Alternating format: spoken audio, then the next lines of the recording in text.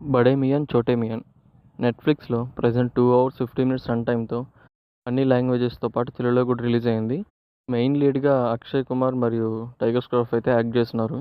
ఇది చూసిన తర్వాత అయితే స్ట్రిక్ట్‌లీ వన్ టైమ్ వాచబుల్ అని చెప్పింది. నాకు ఆ వన్ టైమ్ కూడా ఎందుకో బోర్ కొట్టింది మధ్య మధ్యలో అయితే.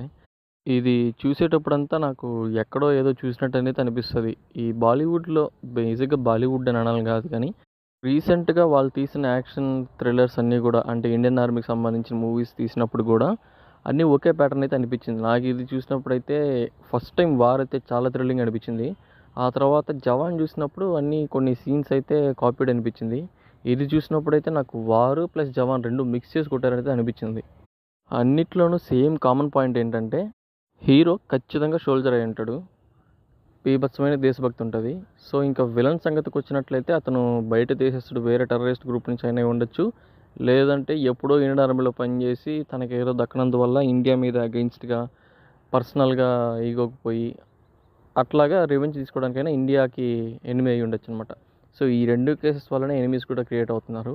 సో ఇదంతా ఒకటే ప్యాటర్న్ లాగా అనిపించింది నాకు చూసినప్పుడు. కొత్తగా అయితే అనిపించలేదు. సేమ్ ఇదే పరిస్థితి నాకు ఈ మూవీ చూసినప్పుడు కూడా. సో మూవీలో అయితే ఒక ట్విస్ట్ ఉంటుంది. అదైతే నేను చెప్దాం అనుకుంటున్నాను. ఎవరైనా మూవీ చూద్దాం అనుకున్న వాళ్ళైతే స్కిప్ చేసుకుంటే బెటర్. లేదంటే ఉండే చిన్న ట్విస్ట్లు కూడా చెప్పేస్తాను నేను. ఇక స్టోరీ విషయానికి వచ్చినట్లయితే మూవీ స్టార్టింగ్లో ఇండియన్ ఆర్మీ దగ్గర ఒక పవర్ఫుల్ వెపన్ ఉంటుంది. అది క్రియేట్ చేసిన తర్వాత ఇండియా అన్ని దేశాలకు భయపడకుండా ఉంటుంది. అది కానీ వేరే వాళ్ళకి దొరికిందంటే అది ఇండియా మీదే ప్రయత్నిస్తే ఇండియా ముక్కలైపోద్ది అనమాట. అంత పవర్ఫుల్ వెపన్ అనమాట. దాన్ని సీక్రెట్‌గా ఒక ప్లేస్‌లో పెట్టడానికి ఫుల్ సెక్యూరిటీతో తీసుకెళ్తున్నప్పుడు ఒక బ్లాక్ మాస్క్ వేసుకున్న ఒక గ్యాంగ్ వస్తది. సో వీళ్ళ మీద దాడి చేసి ఆ ప్యాకేజ్‌ని తీసుకొని ఇండియన్ ఆర్మీకి ఒక వీడియో మెసేజ్ కూడా పంపిస్తది. దీన్ని నేను తీసుకెళ్తున్నాను. మీకు దమ్ముంటే మీ దగ్గర ఎవరైనా ఉంటే పంపించి దీన్ని తీసుకోండి అని చెప్పేసి మెసేజ్ కూడా పంపిస్తదనమాట. ఆ తర్వాత చైనాలో ఉండే ఒక ఇండియన్ ఒక ఏజెంట్ మిషాని అయితే పిలిపిస్తాడు. సో తను అక్కడికి వెళ్ళిన తర్వాత వాళ్ళు ఆ వీడియో గురించి మాట్లాడుకునేటప్పుడు ఒక ఇన్ఫర్మేషన్ ఇస్తాడు. ఆ వీడియోలో ఉండే గ్యాంగ్ చాలా శక్తివంతులు. వాళ్ళు చాలా డిస్ట్రక్షన్స్ రెడీగా ఉంటారు. సో వాళ్ళతో జాగ్రత్త అని కూడా ఇన్ఫర్మేషన్ ఇస్తాడనమాట. సో అతను ఎవరై ఉంటారు, కొత్త శత్రువు ఎవరు అని ఆలోచిస్తున్నప్పుడు కొత్తగా వచ్చిన ఏ శత్రువు అయినా కూడా ఒకప్పుడు మన పాత మిత్రుడే అయి ఉంటాడని చెప్పేసి చెప్తాడు. సో వెంటనే అతనైతే షూట్ చేస్తారు. ఎవరిని షూట్ చేశారని చెప్పేసి మిషా వెంబడిస్తే ఒక మనిషిని వెంబడిస్తూ వెళ్తుందన్నమాట. సో అతన్ని పట్టుకొని ఫైట్ చేసేటప్పుడు వాడిని ఎన్నిసార్లు కుట్టినా, ఎన్నిసార్లు పొడిచినా కూడా వాడు మళ్ళీ లేచి వస్తూనే ఉంటాడు. వాడు ఎంత కొట్టినా కింద పడ్డనమాట. సో ఆ టైంలో మిషా కూడా కింద పడిపోద్ది తన్నించుకొని. సో తర్వాత అదే విషయం కమాండర్స్కి వచ్చి చెప్పినప్పుడు ఇంకా ఈ కొత్త శత్రువుని ఎదుర్కోవడానికి అంతకంటే సైకో గర్ల్ ఒక ఇద్దరు కావాలని చెప్పేసి అప్పుడే మన అక్షయ్ కుమార్ మరియు టైగర్ ష్రాఫ్ ఎంట్రీ కూడా వస్తుంది. ప్రెజెంట్ అయితే వాళ్ళు ఇండియన్ ఆర్మీలో ఉండరు. సో ప్రెజెంట్ సస్పెండ్ అయి ఉంటారు. ఎందుకు అని చెప్పేసి ఫ్లాష్ బ్యాక్ అప్పుడు రివీల్ అవుతుంటుంది అనమాట. 7 ఇయర్స్ బ్యాక్ వెళ్ళినప్పుడు వాళ్ళిద్దరూ కలిసి ఒక ఆపరేషన్ కూడా వెళ్తారు. ఒక టెర్రరిస్ట్ గ్రూప్ ఇండియన్ అంబాసిడర్ని కిడ్నాప్ చేసి వాళ్ళ ఫ్యామిలీని కూడా కిడ్నాప్ చేసినప్పుడు ఆ గ్రూప్ దగ్గరికి వెళ్ళి వాళ్ళ ఏరియాలో దిగి వాళ్ళందరినీ చంపేసి ఎప్పటినుంచో దాంట్లో ఒక టెర్రరిస్ట్ కూడా కనిపిస్తాడు. సో వాడిని కూడా చంపేసి వచ్చేస్తారనమాట వాళ్ళని కాపాడి. అక్కడితో ఫ్లాష్ బ్యాక్ కట్ చేస్తారు కానీ ఆ తర్వాత ప్రజెంట్ స్టోరీకి వచ్చినట్లయితే వాళ్ళిద్దరూ ప్రజెంట్ వేరే వేరే వర్క్స్లో ఉండుంటారు. సో ఈ ఏజెంట్ మిషా వాళ్ళిద్దరిని కలిసి ఈ ఆపరేషన్కి హెల్ప్ పడుతుంది కానీ అక్షయ్ కుమార్ అయితే రాడు కానీ టైగర్ ష్రాఫ్ అయితే వస్తాడు. సో తనతో పాటు ఇంకా ఒక టీముని ఫామ్ చేసుకొని ఆ వెపన్ ప్యాకేజ్ ఎక్కడ ఉంటుందంటే లండన్‌లో ఉండే ఒక సీక్రెట్ అండర్‌గ్రౌండ్ వాటర్ ఫ్లో ఏరియాలో పెట్టుంటారన్నమాట ఒక వాల్ట్‌లో.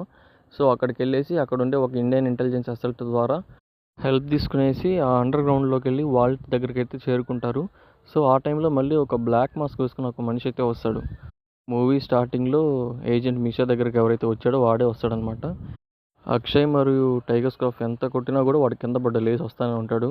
సో ఇంకా బ్లాస్ట్ చేసి గోడ అవతలైతే పెట్టేస్తారు వాడిని. సో ఆ టైంలో వాల్ట్ ఓపెన్ చేసి లోపలికి వెళ్ళంగానే అక్కడ ఏంటంటే ఒక అమ్మాయి కూర్చో ఉంటుంది. తను ఎవరో కాదు మన అక్షయ్ కుమార్కి ఎక్స్ ఫియాన్సీ అనమాట. తన పేరు ప్రియా. సో ప్యాకేజ్ బదులు తనేంటి ఇక్కడ ఉందనుకుంటే తనే ఆ ప్యాకేజ్ అనమాట. ఇప్పుడు ఇంకొక స్టోరీ రివీల్ చేస్తారు. సో ఫ్లాష్ బ్యాక్లో ప్రియా ఏంటంటే కమాండోస్ దగ్గర ఒక ఆర్టిఫిషియల్ ఇంటెలిజెన్స్తో రూపొందించిన ఒక పెద్ద కవచం లాంటిదని చెప్పొచ్చు. సో అదేంటంటే ఇండియా బార్డర్స్ మొత్తం కవర్ అయి ఉంటుంది.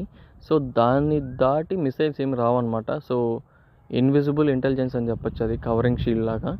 సో అలాంటిది ఒకటి డెవలప్ చేసేసి దాని కోడింగ్ మ్యాపింగ్ మొత్తం తను బయట ఎక్కడ పెట్టినా కూడా సీక్రెట్గా ఉండదు. ఎవరో ఒకరు ఎప్పటికైనా తను దొంగిలిస్తారని చెప్పేసి తన బ్రెయిన్లోనే మ్యాప్ చేసుకుంటుంది.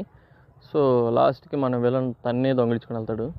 అక్కడ వాళ్ళకి అర్థమైన విషయం ఏంటంటే తన్ని తీసుకొచ్చినా కూడా తన్ని హ్యాక్ చేసి కోడ్ తీసుకోడు. సో ఫైనల్గా వాళ్ళకి కావాల్సింది ఏంటంటే ఈ బడే మియాన్, చోటే మియాన్ అంటే అక్షయ్ కుమార్, టైగర్ ష్రాఫ్ ఇద్దరూ కలిసి ఒకే దగ్గర రావడం అనేది ప్లాన్ చేస్తాడనమాట విలన్.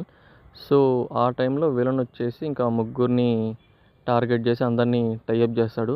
ఇక ఆ విలన్ డైరెక్ట్గా వచ్చి మాస్క్ వేసుకొని కూర్చొని అక్షయ్ని, టైగర్ ష్రాఫ్ని అడుగుతారు నేను ఎవరో తెలుసా అని చెప్పి. వీళ్ళిద్దరూ కాసేపు కామెడీ చేస్తారు, అది కూడా పెద్దగా నవ్వు రాదు. సో ఇంకా ఫైనల్గా విలన్ ఎవరా అని చెప్పేసి ఫేస్ ఓపెన్ చేస్తే నేనైతే బీభత్సంగా థ్రిల్ అయ్యాను భయ్య. చూస్తే ఎవరో కాదు, మన పృథ్వీరాజ్ అన్న. ఈ మూవీలో పృథ్వీరాజ్ గారు యాక్ట్ చేశారని అయితే నాకు ఇప్పటిదాకా తెలీదు. మూవీ చూసినప్పుడు నాకైతే సడన్ షాక్ అనిపించింది. సో ఫైనల్గా పృథ్వీరాజ్ గారు అయితే విలన్. ఇక్కడ ఇంకో ట్విస్ట్ ఏంటంటే సో తన వెనకాల ఇద్దరు బ్లాక్ మాస్క్ వేసుకొని ఇద్దరు ఉంటారనమాట. సో వాళ్ళిద్దరు కూడా ఫేస్ మాస్క్ ఓపెన్ చేయగానే ఇంకో ట్విస్ట్ ఏంటంటే వాళ్ళిద్దరు కూడా టైగర్ ష్రాఫ్ మరియు అక్షయ్.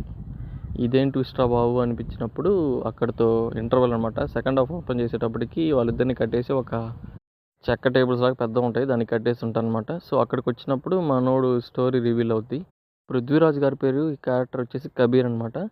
సో పాస్ట్లో ఏంటంటే కబీర్ గారి నాన్నగారు జీరో గ్రావిటీ అని కంపెనీ పెట్టి 25 ఇయర్స్గా ఇండియన్ ఆర్మీకి ఈ వెపన్స్ అనేది మ్యానుఫ్యాక్చరింగ్ కంపెనీ చేసిస్తూ ఉంటారు.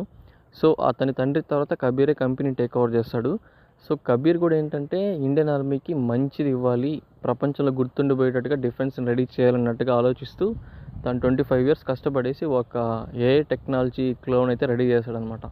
అవేంటంటే ఆర్టిఫిషియల్ ఇంటెలిజెన్స్తో ఒక బాడీని డెవలప్ చేసి వాటికి మన సోల్జర్స్ బ్రెయిన్ రెడీ చేసి అది మనం కంట్రోల్లో పెట్టుకుంటే ఎప్పటికైనా సో ఇమ్మోర్టల్గా రెడీ అవుతారు మన ఆర్మీ.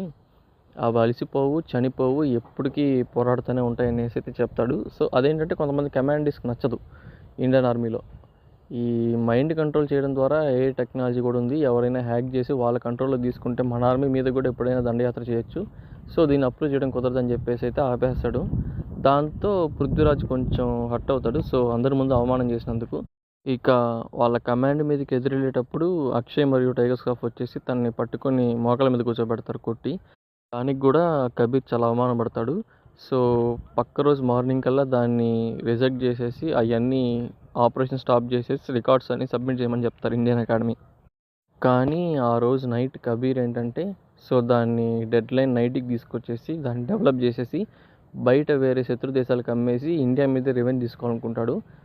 సో చెడ్డోడు దేశం కోసం ఎన్ని చెడ్డ పనులు చేసిన హీరోకి తెలిసిపోద్ది కదా, అట్లాగే ఇన్ఫర్మేషన్ లీక్ అయిపోద్ది. ఆ రోజు నైటే అక్షయ్ కుమార్ మరియు టైగర్ ష్రాఫ్ ఇద్దరు అతని ల్యాబ్ మీదకి వెళ్ళేసి మొత్తం డ్యామేజ్ చేసి వాళ్ళతో మాట్లాడదాం అనుకుంటాడు. కానీ ఆ టైంలో పృథ్వీరాజు వీళ్ళని మార్చాలనుకుంటాడు. సో వీళ్ళు వినకుండా అతనైతే కాల్ చేస్తారు. అక్కడితో ఫ్లాష్ బ్యాక్ కంప్లీట్ అయిపోద్ది. కానీ ఇతను సడన్గా ఇప్పుడు ఎలా బతికొచ్చాడు అనేది వీళ్ళకి అర్థం కాదనమాట.